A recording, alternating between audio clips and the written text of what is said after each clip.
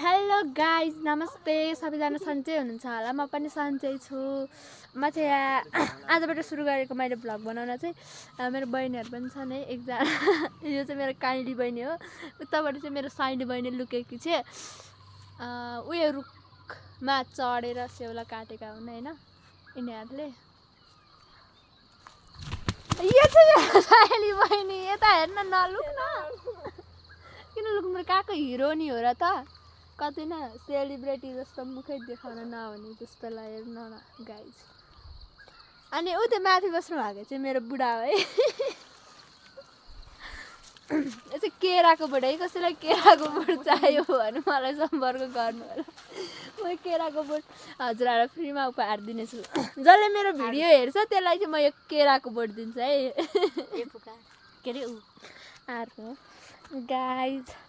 मैले त आजबाट सुरु गरेको भर्खरै हुन्छ नि के भन्छ भ्लग बनाउन मलाई त्यति राम्रोसँग बोल्न पनि आउँदैन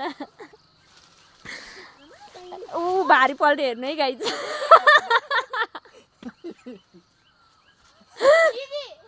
भारीको तल घिराउन छ भने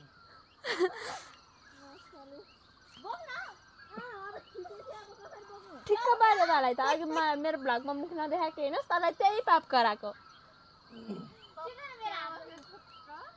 जे पाइँदैन मलाई भ्लग बनाइरहेको छु म यो युट्युबमा हाल्ने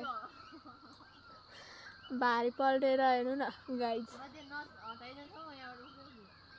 नउठे के भयो त मलाई के गाइज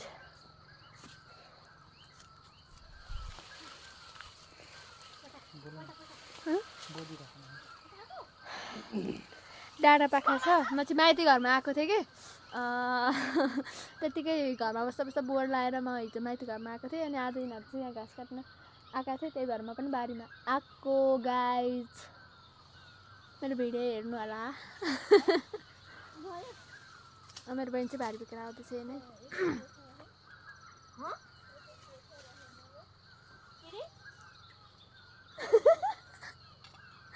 भारी बोकेर आइरहेको छ है मेरो बहिनी चाहिँ तपाईँले किन नबोकेको भन्नु होला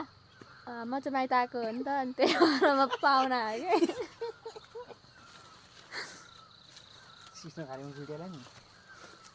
हेर्नु नि कस्तो ठुलो भारी बोकेर आइरहेको छ मेरो बहिनी वाउ यस्तो बहिनी कसैले पाउँदैन होला भारी बोकेर